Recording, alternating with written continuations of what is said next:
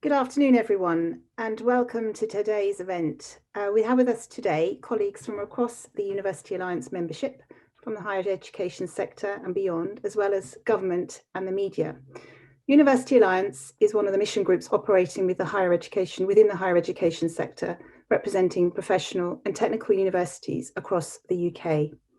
And it is my great pleasure and privilege to launch this really important event today and campaign, which has been almost a year in the making and has involved a number of our academic and professional networks, campaign partners, including ExpertFile, Communications Management, and Adam Batstone, and has been led with passion and professionalism by University Alliance's own Head of Communications and Public Affairs, Beth Button. Our core mission as University Alliance is to work together, unlock potential and affect change. And through this campaign, we want to realise greater external representation of a more diverse and inclusive academic pipeline. And we believe we are delivering on our mission to do just that.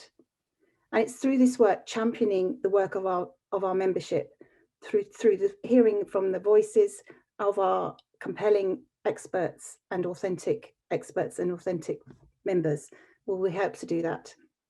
Before I hand over to Justin, I wanted to thank all our members, our media champions, our campaign partners, particularly Professor Vini and Marverine, and our chair, Professor Deborah Humphries, for taking part in today's event. Hopefully throughout the session, you'll think of really good questions that you can put to the panel, and you can use the chat function in the Q&A to do so. So please think of those questions. So I'll now hand over to Justin Shaw, Chief Higher Education Consultant with Communications Management, who'll tell you a bit more about the campaign and the context. Thank you. Enjoy today's event. Over to Justin. Okay, thank you, Vanessa. And good afternoon, everyone. So my name is Justin Shaw. I'm a Chief Higher Education Consultant, Communications Management. I'm really pleased to be involved in this campaign.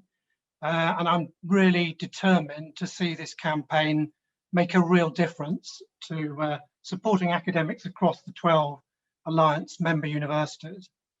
So Beth is shortly going to talk you through the details of the campaign, but before we get into that, I just wanted to set the scene and provide a bit of context and backdrop, which is somewhat drawing on recent research as well as my own experiences.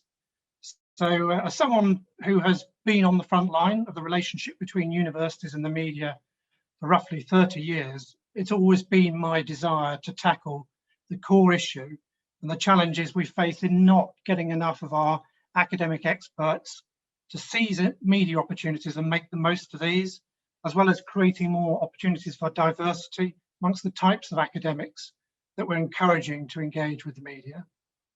So my own early career started in journalism, and then I went on to run a press office, and in that role, I was running a university press office for the University of Hertfordshire.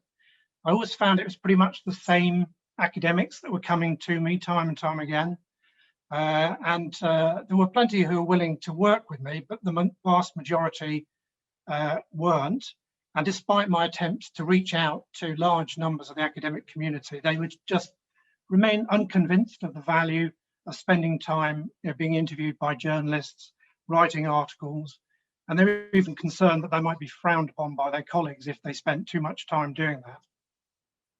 So since leaving in-house university life, I've been working as a communications advisor and a media consultant to universities globally. So I've probably supported around 600 individual academics who are undergoing their media development over that time. And for the last 2 years in particular, I've worked very closely with ExpertFile, which is a global platform for promoting academic experts, and who are also one of the supporters of this campaign. And together we've undertaken a much closer look at the barriers that stand in the way of academics when it comes to making the most of the media. And thanks to ExpertFile's funding, I've been interviewing many academics on both sides of the Atlantic to understand what's at the heart of this issue. And through this analysis, what I've observed is there's probably in the range of 10 to 20% of our academics that are media active, and working in a publicity way in any way at all. In UK universities alone, my estimation is that that level has never really increased over the last decade or so. And that's despite the fact that we now have all these measures in place to support and encourage public engagement by academics. So we have, heavily wired research bids that make sure that there's a public engagement outcome. We have the REF, we have the KEF, we have the civic institutions of our universities now. All this is saying, well, we need to engage externally. And from the media side, we've also seen a tremendous rise in the amount of support that's available to help with academics. So we have media scholarships by research bodies and trusts. We have the BBC providing research scholarships. We have the work of the Science Media Centre, the Education Media Centre, and so on. So what I've observed is the infrastructure is really there. It's a supply problem that we have to tackle. So I'd highly recommend that you take a look at the ExpertFile report on this issue. And this draws on the experiences of many academics across the UK and their experiences and their personal value that they see in working with journalists and achieving media coverage about their interests and their research. And it provides a sort of underpinning as to what is the case for doing this, why is it so important, and how do we make a difference. While I was exploring this issue, I also came across a couple of other pieces of analysis that I thought would be useful to share as well. So back in 2015, the Wellcome Trust undertook a piece of research amongst 2,500 researchers across the UK. And they wanted to identify the range of factors that were driving public engagement by researchers. So one of the areas that they explored was the exact types of engagement activities that researchers across the UK are involved in.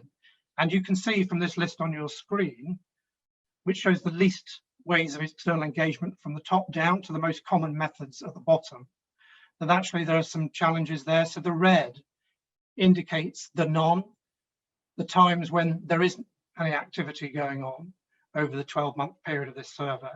So amongst those 2,500 researchers, it indicates, for example, that 82% of those researchers had no broadcast interview experience in the 12 months, and 70% had no newspaper interviews or media interviews in that study period either. So there's that piece of evidence. And in addition to that, we also have the work of the National Centre for Public Engagement, and they undertook some tremendous analysis after the last REF, and they looked at the amount of impact case studies that feature different types of public engagement. And it found that under half of case studies feature public engagement of any kind, and it also indicated that media coverage in particular was, in their words, only adopted as a very cursory attempt to disseminate results.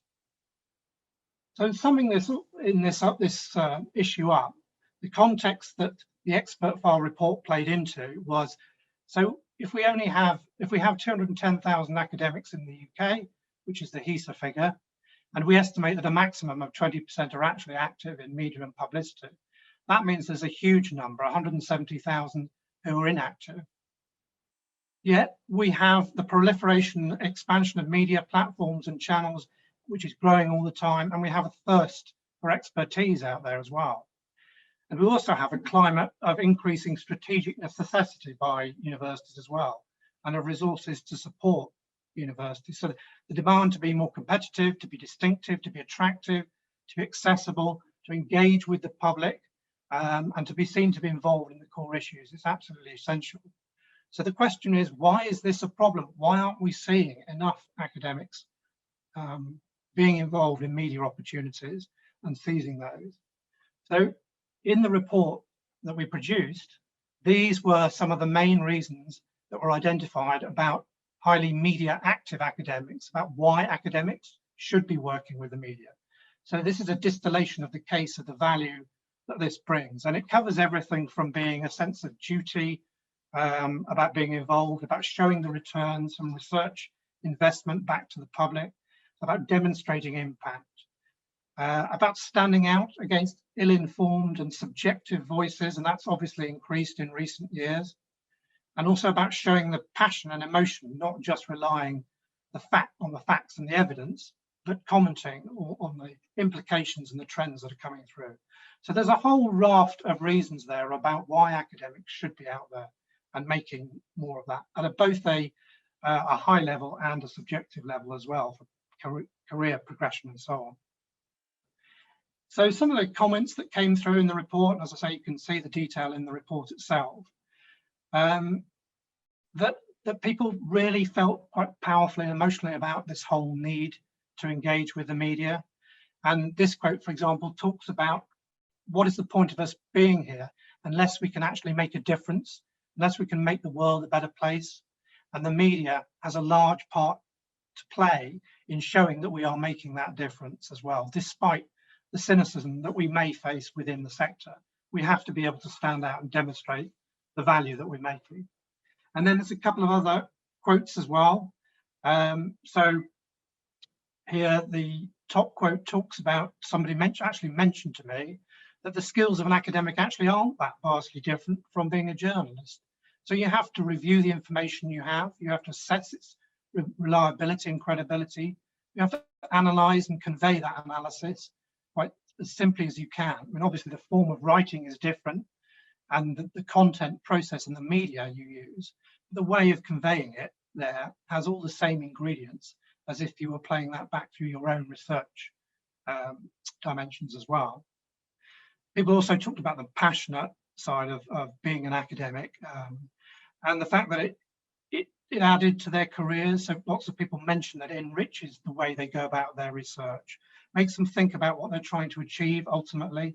And also there was quite a few comments about enriching their teaching as well. So you're taking knowledge back into the classroom that you're sharing with your students, and that you're picking up on current affairs knowledge and keeping up to date on the issues and trends. So that's the backdrop, and with the support of ExpertFile, I came up with this idea for the campaign to step up and actually do something about it. And I'm so delighted that Vanessa and Beth and the wider University Alliance team and the board have backed this campaign and taken it forward.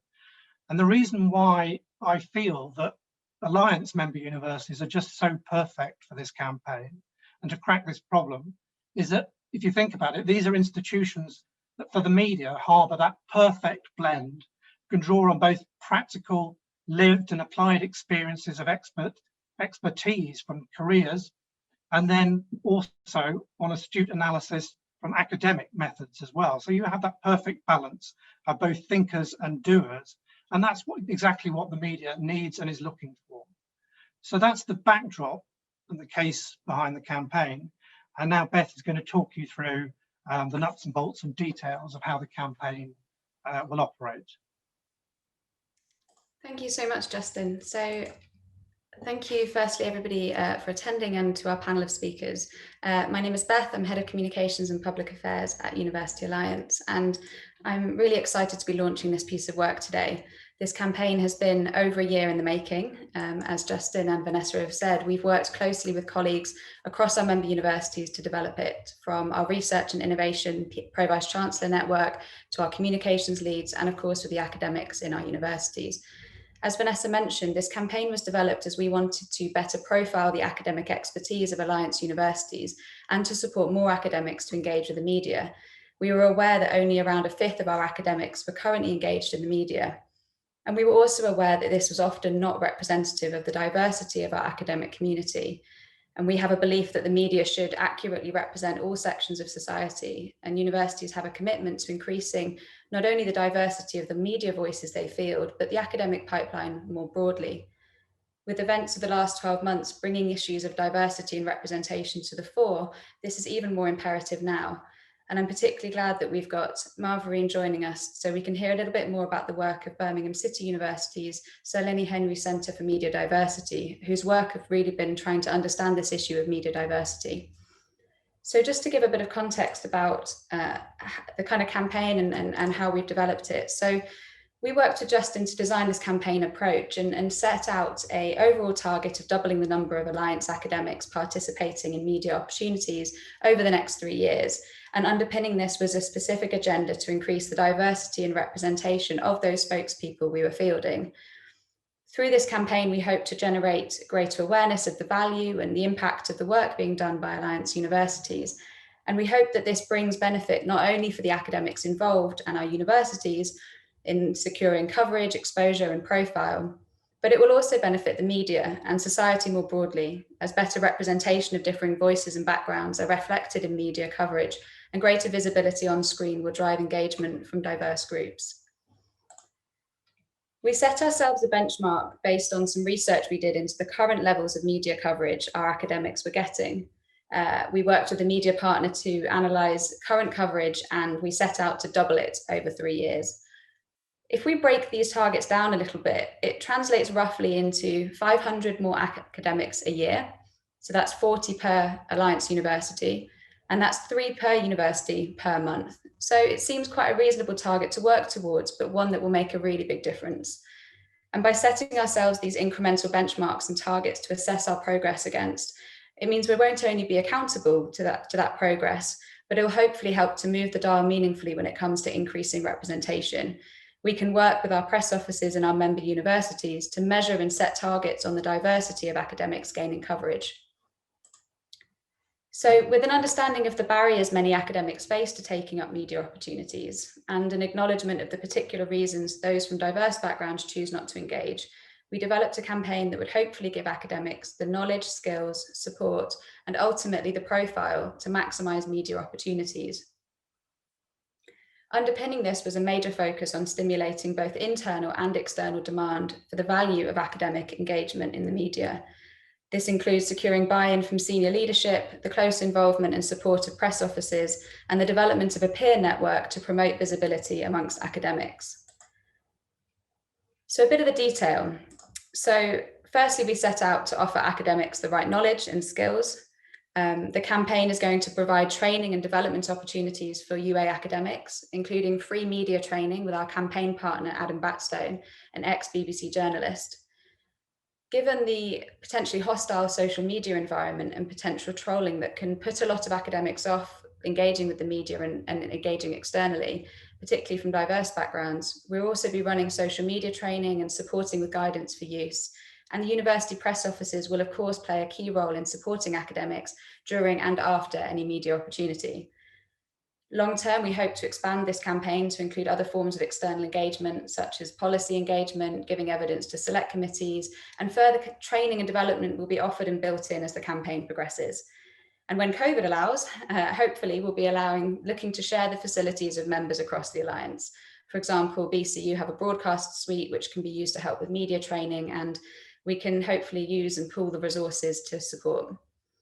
It's also worth saying that University Alliance has a doctoral training alliance programme that supports early career researchers.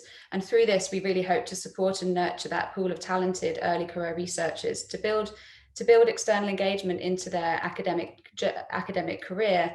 And we will be able to include lots of this training in their programme of support. We wanted the campaign to be informed by the experiences of those who are already active in the media, and we know that the visibility of role models is particularly important in encouraging academics to take up opportunities. So we developed a network of media champions. Each university nominated 5 academics who were already fairly engaged with the media or would be interested in learning a bit more, and we placed an emphasis on ensuring representation of women, BAME and disabled. This group committed to sharing their experiences of media engagement, this campaign and the value of opportunities with their colleagues, and to act as a peer-to-peer network of support and mentoring. This will help us to generate greater visibility amongst academics and offer guidance for those wanting to learn more. So we're really grateful for the involvement of our media champions, many of whom have joined us here today, and you can hear from Vini on her experiences and perceptions as a media champion in the panel shortly. As well as equipping academics with the skills and knowledge needed to engage with the media, we wanted to leverage our own platform to secure opportunities for academics. So we're going to work with our member press offices to help them proactively profile UA academics, pitch them for comment, and try and hook and target campaigns on specific subject themes, areas of strength for Alliance universities. We also know that many academics report the lack of contacts personally in the media as a perceived barrier to getting involved. So we wanted to get our academics out in front of journalists and to help journalists to access a more diverse range of experts beyond the usual suspects and the contacts they may already have on file. Now, Expert made this easier for us, and we're really grateful to have the support of ExpertFile, who've been working with us on a pro bono basis to create our own expert bank, where we can profile the UA media champions who are available for comment.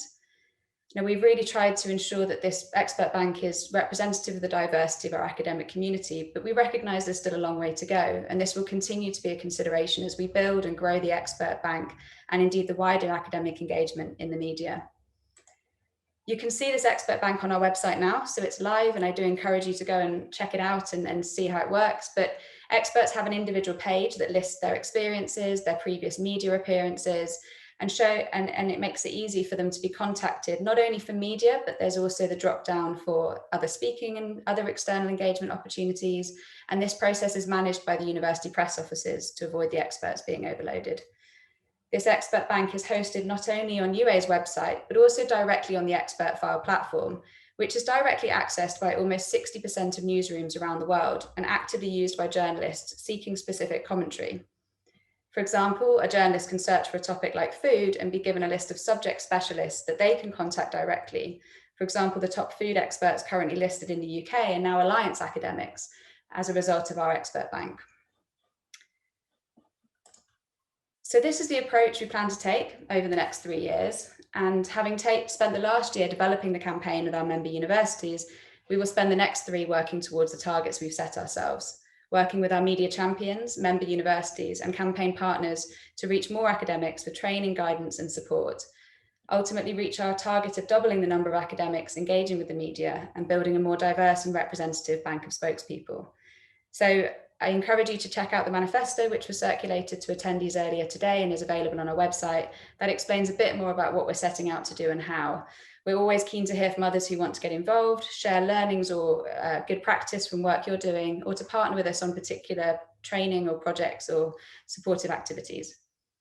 Now, I'm really excited to hand over to our panel of experts who will share their experiences and insights on how we can support more academics, and particularly those from a diverse background, to engage with the media. University Alliance Chair, Professor Deborah Humphries, will shortly introduce the panel, but just a reminder, if you have any questions for the panel, you can submit these via the Q&A function, which hopefully will be on your screen somewhere. So a little bit of a quick tech while I bring the panel onto screen. But thank you.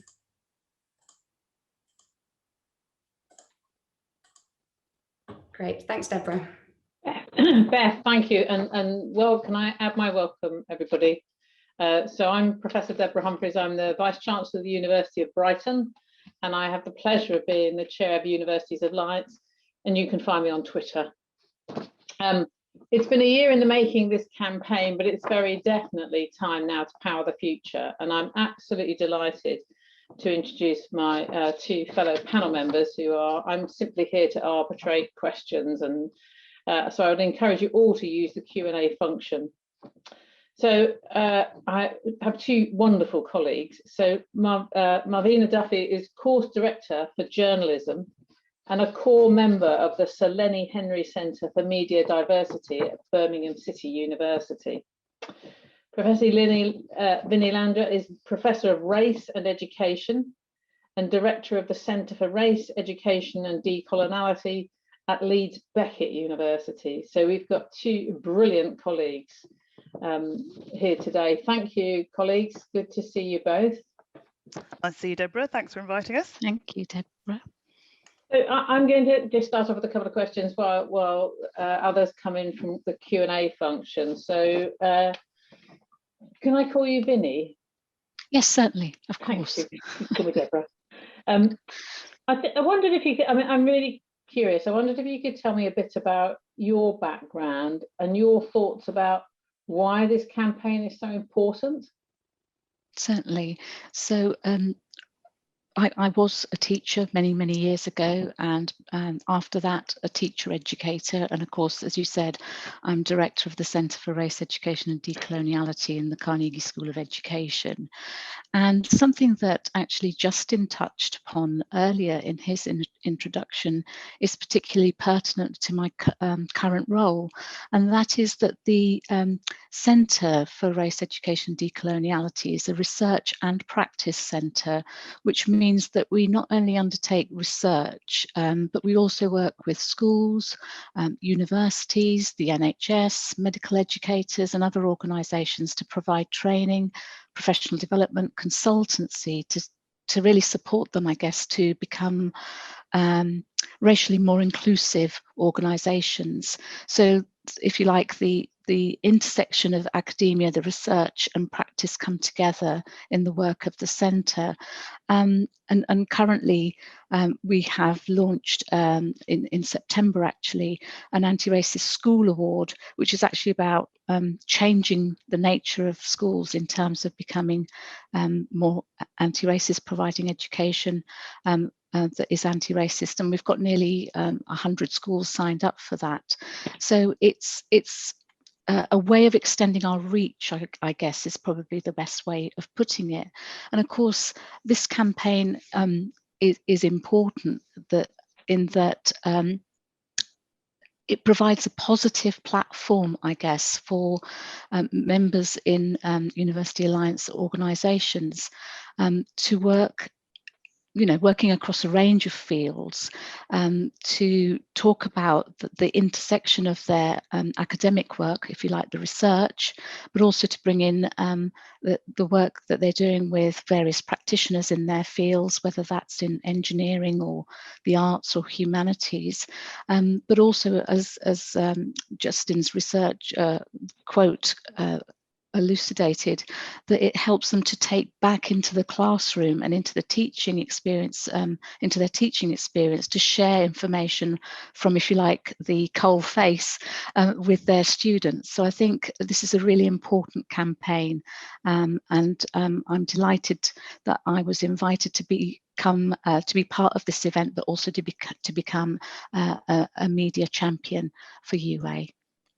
Marverine, Vini, that's fantastic, and reaching into 100 schools on an anti-racist campaign, brilliant, absolutely brilliant. We've got so much more we can all do.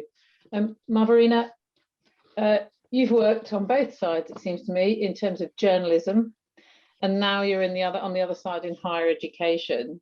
I mean, maybe could you talk us through your background and what for you are the perceptions of the time over the media about higher education and the challenges about getting more academics to engage with the media, and particularly academics from a diverse background? Sure, thanks Deborah, and thanks for inviting me. It's lovely to see so many people on the call as well, and I know you probably wouldn't have seen my face earlier. I'm actually teaching at the same time, and I was responding to students on Teams chat as they're having a news day, reporting the day's news on social media. But you're right, Deborah, I'm footing both camps. I am Marverine Cole, the journalist, that's my professional name, but I am Marverine Duffy, an academic, and I still work in journalism, and I'm a full-time academic, bizarrely.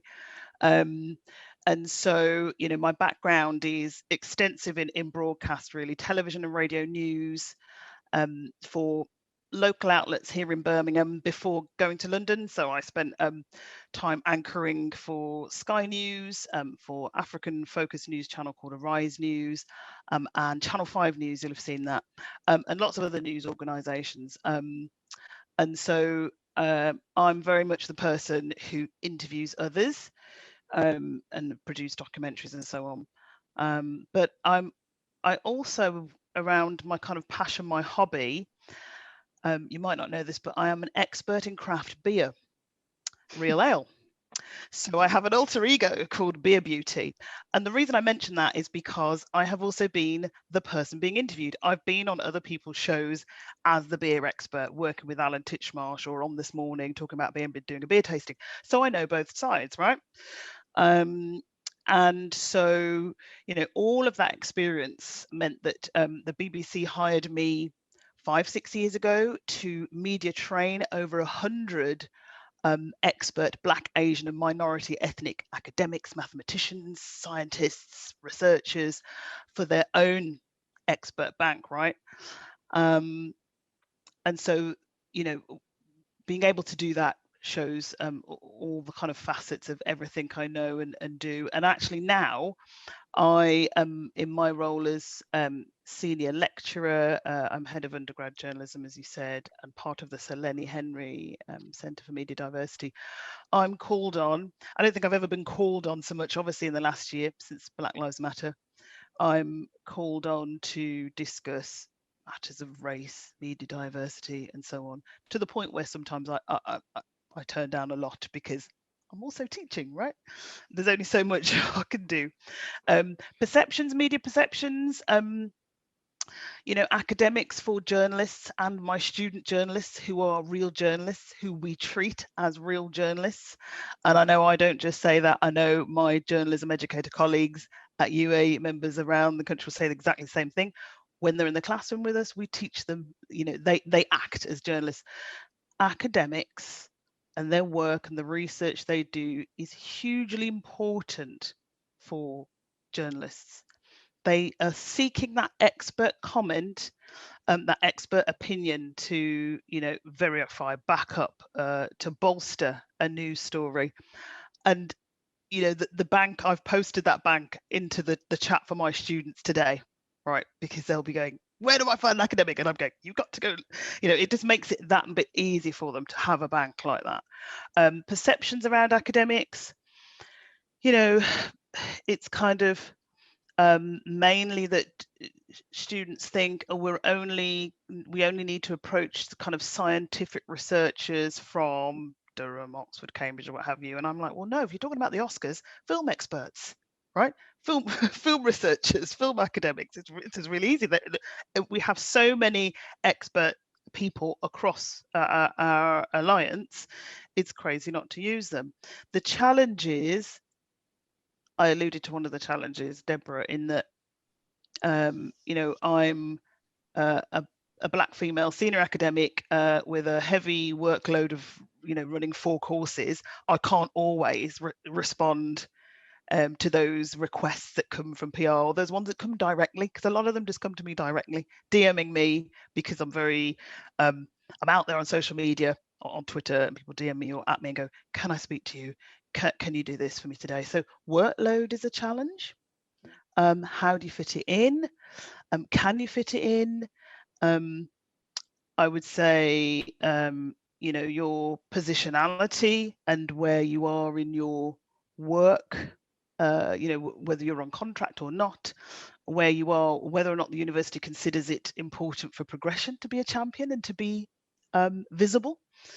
That has an impact, I think, on people's willingness, academics' willingness to be part of, you know, the kind of scheme or talking to the media. But also, I think, whether or not individuals feel they're allowed to flourish in their role, whether or not they are really getting the time, the workload allocation, to work on their research sufficiently. You know, that person needs to feel like, yeah, the university supports me in what I'm doing as a researcher, or because if they're not, or if they feel that they're not and they're not being nurtured, people are going to be unlikely to want to participate. So there's a real challenges there that need to be addressed, particularly I think amongst the diverse academic researcher population there is, because obviously we know universities still need to recruit more Black, Asian, I hate BAME,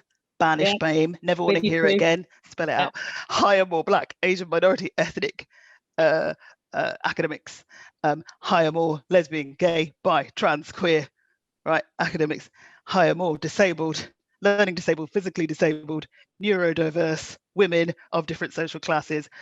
Universities really need to push hard on ensuring the diversity in staff and enabling and helping them flourish in their research careers. Those are the challenges. Yeah, many of them, but they're being worked on, aren't they? They can be worked on. Your point about diversity is absolutely well made. You know, the academics in our university should look like our society. and the diversity of our society.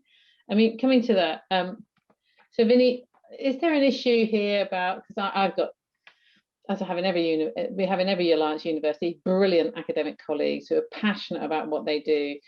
For many of them, they lack the confidence, or they're just, I mean, I think you touched on it, Marvina, about the, can I put myself out there? Can I engage with the press? I mean, the press are not always the kindest people to engage with, because they're on a deadline, they've got a story. So how do we build confidence amongst our colleagues to feel happy to do this? That's a really good question, and I think it starts with the university itself, in terms of, as Marverine said, in terms of looking at the position of, so I'm going to say, I don't like the term BAME either, so I'm going to use the term Black and Global Majority academics. I'm just going to take them as an example. So, you know, she mentioned about the pipeline, but we know, was it last month or the month before, that less than 1% of professors are Black, and about 1.7% of us are BME women, and it's about the university creating a climate of trust, creating a climate of safety, because if you know, as you said, the media aren't always kind to academics.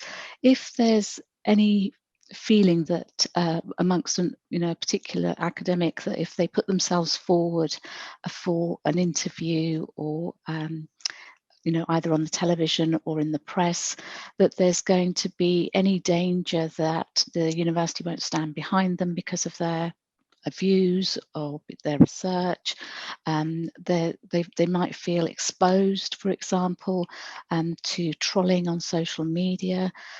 So it's making sure that I guess that the university has a duty of care to that academic if they're putting them forward, or trusting them to engage with the media, and being able to deal with any, helping them to deal with any say racist abuse that they might gain from that greater exposure through engagement with the media.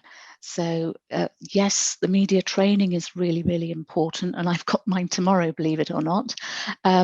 But so is the feeling that, you know, the university's got my back if something should happen in the media untoward, or that they can support me if there's any kind of backlash via Twitter or whatever. Yeah, thanks, Billy. I've got a question from Peter, which I'll come to you with it, Marverine. I'm mindful that media, I think, now is so profoundly diverse in the platforms and the means of media. So Peter asked, to what extent does the media need to make the first move in better reflecting its society in order to serve as a catalyst for media contributions, experts, academics, and to be selected from an equally representative pool, Marverine? Yeah, absolutely true. The media and journalism, absolutely appalling. You know, that's one of the reasons why, you know, that's what kind of informs the work that we do at the Sir Lenny Henry Centre for Media Diversity at Birmingham City University, you know, to kind of investigate those issues as to why there is a real lack of, you know, representation behind the camera, behind the microphones, as well as in front of. You know, we've only really seen visible change, you know, in front of the camera in the last maybe 2-3 years. So yeah, absolutely, the industry knows it's got work to do, and there are lots of us, whether it's our centre, whether it's, you know, We Are Black Journos, whether it's PressPad, Journal Resources, all those sorts of organisations. There are lots of people pushing at doors, and there are organisations that are setting up apprenticeships, traineeships, creative access. There are lots of kind of opportunities for diverse young people to get into industry. But, you know, I remember, well, journalists remember people and organisations who are persistent. So if you're continually offering journalists experts, You know, you could offer the same expert every day across, you know, spread across 5 days, Monday to Friday, on a slightly different topic. You know, the journalist is going to remember you in the end, right? So it's never a case of, oh, let's wait for an opportunity, or let's wait for something to be in the news. If you've got something, you know, if the PR department says, okay, what research have you got? I've got this, or this is what I'm always working in, or these are the fields I'm always working in, keep pushing it. Because what journalists need, as you said, Deborah, is we need people now in those newsrooms. They are very busy. There are a lot fewer staff in newsrooms now than ever before. Actually, newsrooms, if you pick up on what Reach PLC are doing in closing their newsrooms and asking lots of journalists to work from home, it's kind of a lonely business. You're phone bashing a lot. You would very much welcome, oh, that expert in my inbox, could I use them today? No, I'll file them to use them for another day, right? So please don't let a lack of diversity stop in the industry, in journalism media, stop you putting forward experts, because journalists need experts, and they might not be aware of you, they might be aware of people, but what they also need, which is where the training really comes into play, is we as journalists need to be assured of you know, articulate explanation of research, right? And also relatability. That does not mean dumbing down what you do, but make it relatable to people in their everyday lives and going, oh, that's really interesting, right? And trying to strip away the jargon without losing the effectiveness of your message. But you know, I say to my journalists, we need to check if they're a good talker. You know, I say to my students, you need to know whether or not they're a good talker. You know, we often ask for, you know, literally a 5-minute interview so that we can take a 20-second soundbite. It's not going to be the best interview in the world if you're super nervous. Again, so the training should help, right? Part of your training, if it's anything in the way that I train people, you know, setting people at ease, getting them to second guess what those difficult questions might be, and then how to answer you know, questions that come, you know, as a curveball, like left field questions, right? Because you've got to be a good talker, and even really down to the it might be a little bit un-PC, but you know, just looking smart and good on camera, kempt, right? And all those kind of real basic things, because you know, otherwise it's not going to make the piece look good for television or anything like that. Those are real basics, but they will all be taught in the media training, I'm sure. Yeah. So recently, because obviously there's been quite a bit going on with universities and roadmaps and various things, and it seems to me there's a number of people who've now got my phone number. And the more you respond, the more people come back to you. So it's like, yeah, okay, 5 minutes on the radio, that'll be fine. You can't see me on radio, that's even better. And it literally will be very quick. It could be very quick, and it's like, can you do this for me now or in the next hour? Yeah. And if you can deliver for them, it's great. So yeah, media journalism moves way faster than academia, which is something I have struggled with working in academia, because I'm like, this is really slow. Right, yeah. Let's move on to another question then. We've got some great questions, colleagues, and I'll try really hard to get through as many of them as possible. So Vini, his view. So we often like to showcase Black and minority ethnic researchers particularly, but we're very conscious of what's the right way to do this. Some researchers are reluctant. How can we make it easier for people? Yeah, I'm not surprised people are reluctant. I guess I would put myself in that camp. And just drawing on what Marverine was saying, it's about turning your research into, I guess, short, digestible, not just sound bites, but phrases, I suppose, is the best way of doing it. And I think that's one of the hardest things for academics to do. I touched on why Black and global majority academics might be a little nervous about coming forward to engage with the media, because if you've suffered racism as a child, as an adult, etc., why would you put yourself forward and expose yourself further to that kind of abuse, especially if if you haven't had the training, if you don't feel confident about the media in the first place, if you're not sure that your university will back you, if you haven't had the training to turn your research into, if you like, sound bites that could easily be clipped from an interview of sort of 20 minutes to, as Marverine said, about 20 seconds. And I think some academics would also say, well, what's the point of that? What's the point of me doing an interview for 15 minutes with a journalist, and then they only use 20 seconds of it? That isn't giving a good overview of my research. That's just taking a small bit out of context in a way. So it's I think balancing the exposure and the vulnerability that comes with that exposure with well, is it really worth it? Because it's quite a nerve-wracking thing to talk to a journalist if you're not used to it, if you're just an ordinary academic like myself, and then only part of your research is actually showcased in that piece, then you think, well, is it worth it?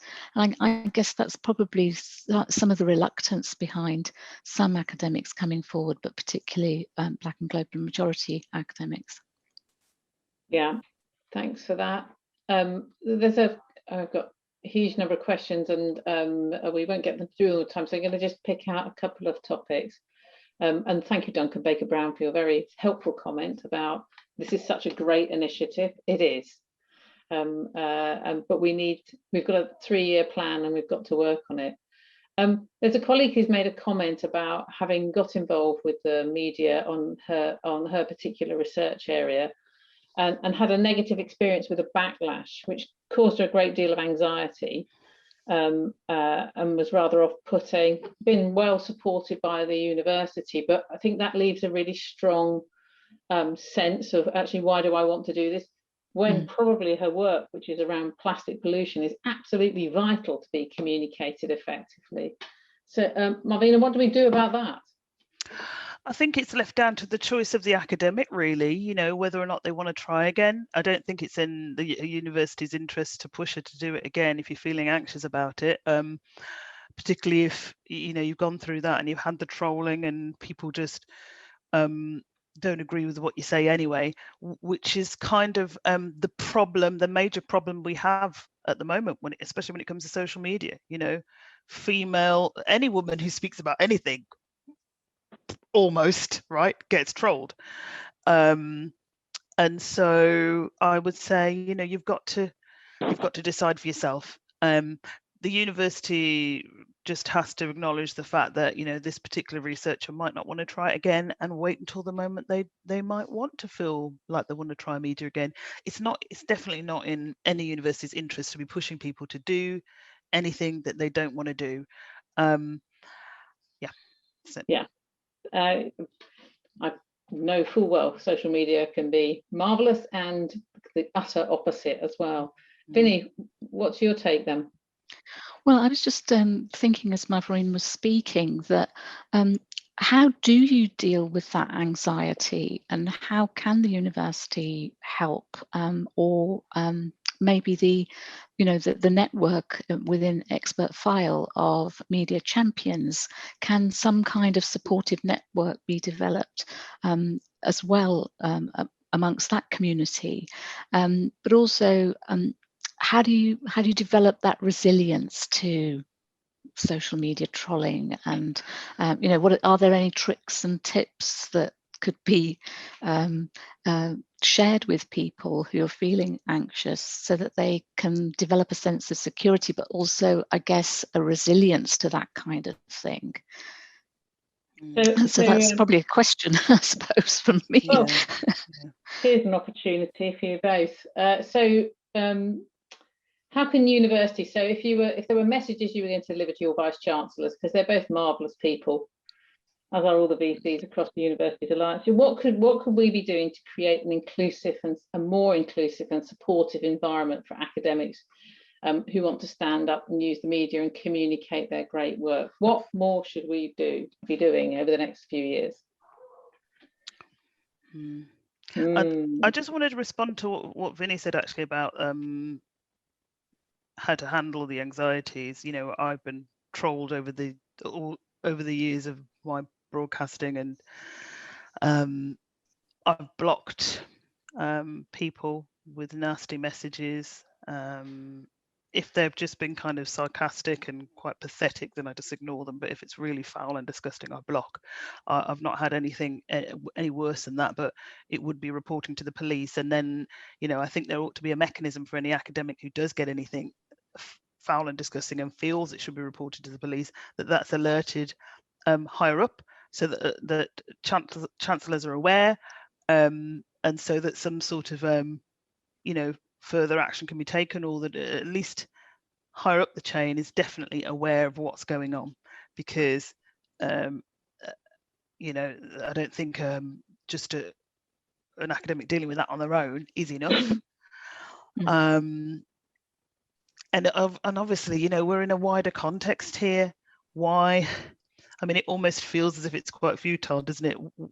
Even when cases do go to court, some people still get off. They get a slap on the wrist, they get a suspended sentence or whatever. So we're in difficult territory here, because the law doesn't really work out in the way that everyone would like or would hope. In terms of what universities in general can do to support people, I mean, ultimately it comes down to something I said at the beginning, you know, the willingness of diverse members of staff, Black, Asian, minority, ethnic, LGBTQ, etc., the wide diversities that we have. The willingness does come back to how far is participation valued in their job, or, you know, around their job role? Is it linked to progression, right? You know, if it's not directly linked to progression, but also, you know, it does boil down to how far that person is allowed to flourish and thrive in the university. And you've only got to look at previous research journal articles that talk about the difficult experiences that academics like me, right, Black British women, right, the experiences that we have in academia that stack against us. So, for example, if you want to go for a PhD and the university isn't paying for it, or not giving you WAM, but you're really in this place where you want to go for research, yet you're asked a lot to talk about the research you're doing, it's not a great place to be, right? And it doesn't, you know, nurture you to want to participate in media. So you've really got to look at, again, it's the pipeline, and focusing on the pipeline and allowing diverse staff to flourish in the same way that white academics do, right? In the same way, then that can make all the difference to willingness to participate. And then, yeah, strong support at the other end if things go wrong, whether or not that means someone makes a slip up when they say something, or whether just people are just being hateful that day and trolling, right, for absolutely no reason, which is the two things that could potentially happen where there's fallout.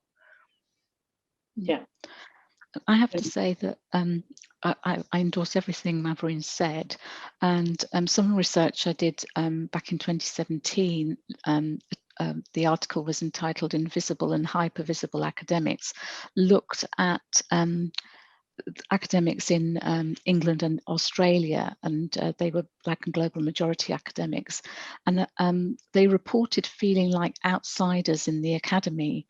So that sort of sums up what Marverine was saying, and they had a sense of not only not belonging, but a sense of precarity, being very visible about certain things in terms of, I don't know, student evaluations, not being very positive about Black and global majority staff, and yet being invisible in terms of progression. So it does come down to the overall culture and climate of the organisation. But to to really come back to my own experience at Leeds Beckett, I found the comms team really, really supportive. So I think it's about also the training that you get in-house from the comms team, the support you get in-house from the comms team, that they're willing to check anything that you've written, that they're willing to almost give you a rehearsal kind of interview, to that scaffolding within the organisation is helpful. Even having sort of mock events where there might be peer feedback from, say, the media champions in your own organisation, that we're developing a sense of community as well with the comms team, because this is much broader than the individual. It's about the face of the university, that we're representing not just our research, but we're representing our university, and so there's a vested interest in making sure that we're fully prepared for these media opportunities. I just want to, we've got lots of questions, but we're on the beginning of a 3-year journey, and we're very much about powering the future of a more diverse academic contribution to the media. You two have been an absolute inspiration to spend time with. Absolutely delighted to have spent time with you and to have met you. And let's do this again, because you are, there's a whole train of thought that could carry on around this. I think you're absolutely right about comms teams. And in my experience across the UA, we have some brilliant comms teams, and a huge thanks to those colleagues. I'm deeply grateful to you both for today and for your ongoing inspiring work. Please keep it going. I completely understand. Yes, I've got quite a few people I've blocked on Twitter as well. Quite a few unpleasant things they wouldn't say to my mother. So, I'm sorry you can't say it to me either. So thank you so much, so much. Beginning of a long journey. I'm going to hand back now to Beth to round matters off. Beth. Deborah, and I'll just join you on the panel. There we go. Thank you so much, and huge thank you, Marverine and Vini. That was really great, and just as Deborah said, the start of a conversation, and we really appreciate the support that you've given for the campaign, and particularly in sharing your thoughts and reflections with us today. Thank you also to Justin, and of course the other campaign partners, Adam Batstone, ExpertFile, for all of the work you've done in helping us to develop this important piece of work, and one that I'm personally quite proud to be working with our colleagues across the Alliance on, and I look forward to sharing with you in the years to come the kind of progression we're making, and hope that those in attendance today can keep involved and really hold us accountable to this. And I think it's an important piece of work. So just a few reminders before we finish. If you want to find out more about the campaign, the work that we're doing, it's all available on our website. We have a kind of short manifesto that outlines more detail on some of the work we're going to be doing and how we're going to do it. I'd really like to point you towards some of the work in particular of this Sir Lenny Henry Centre for Media Diversity, the research they've been undertaking. So I will be circulating to attendees some links to some of that work, and also to the work of Professor Vini Lander and some of the other links that have been mentioned today. We do have the media training sessions starting tomorrow. So first session tomorrow for any of you joining the call from any of our Alliance universities. You can sign up for those online, and we will send the details around, being run by Adam Batstone. They'll be repeated in the next couple of months. And we look forward to sharing more information with you about this campaign as it develops. And so, yes, a final thank you to all of our panel, all of our speakers, Vanessa, Justin, Marverine, Vini and Deborah, and of course to everyone in attendance. And hope you have a lovely day. Thank you very much. And the recording is online afterwards if anyone wants to listen back, and do get involved on Twitter, get involved with the conversations. Thank you. Thank you. Thanks, everyone. Bye. Thanks.